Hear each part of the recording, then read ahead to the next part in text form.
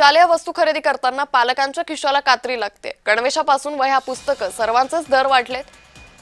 तर याबाबत गणवेश व्यापारी संजय कक्का आणि खरेदी करण्यास आलेल्या पालकांशी विद्यार्थ्यांशी बातचीत केली। आमचे प्रतिनिधी जय पवार यांनी।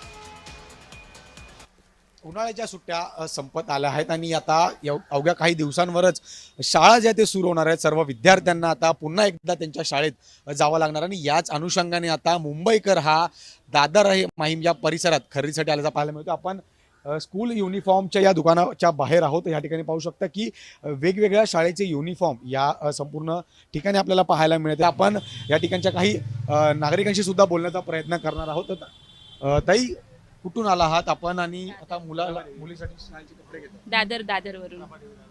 हां, शाळा कधीपासून सुरू होते? कसं आता एक वीक राहिलंय। एक वीक राहिलंय। कसं नियोजन सुरू आहे? शाळेचे कपडे घ्यायला आलाय?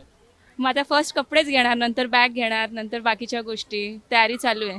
गॅसमुळे आम्हाला ते तुटवडा झालेला की बाबा डाय करायला कपड्याच्या वगैरे अमुक गोष्टीला, की त्या गोष्टीमुळे तो थोडासा डिफरन्स आला आणि थोडासा वेळ लागला।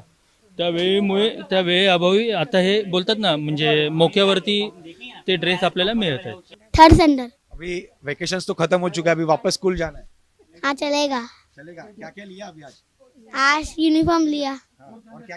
गॅसचा प्राइस वाढणार तर पेट्रोल कपड्याचा पण भाव वाढणार, ट्रान्सपोर्टेशन वाढणार, ते हिशोबाने दर थोडा फरक येणार।